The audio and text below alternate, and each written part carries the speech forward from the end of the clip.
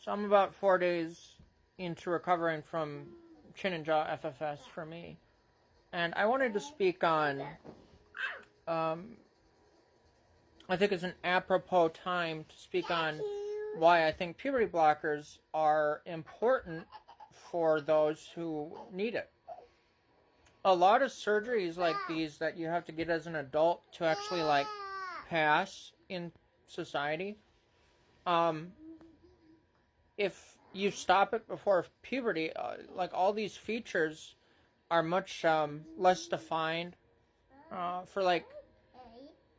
For born at, biological males, their testosterone won't lower their voices, and they won't get the Adam's apple and everything. So what you're also doing is by letting people access puberty blockers when they're teenagers, you're giving them the chance to not have to go through months and months of recoveries through expensive surgeries as they're adults, just so that they can exist. Unfortunately, people like to act like we live in a society where you can just kind of do what you want and live your life. The truth is especially today, you cannot just live in society and live your life.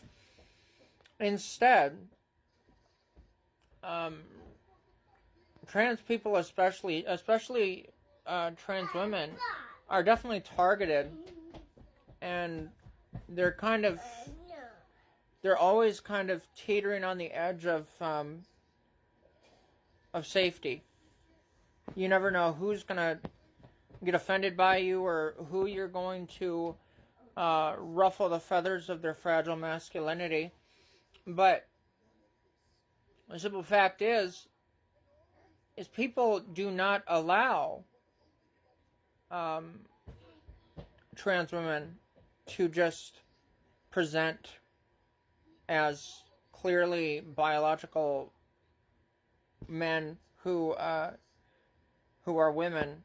They require the passing to give you respect and everything else. So they're kind of talking out of both sides of their mouth when they try to say, oh, you do all this I do all this to live.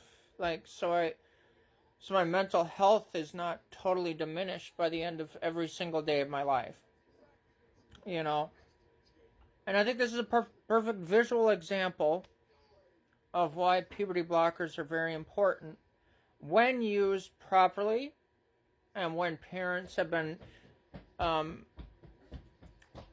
let in on it. The kids understand, the parents understand, and the doctor agrees that it's time. So those are my views.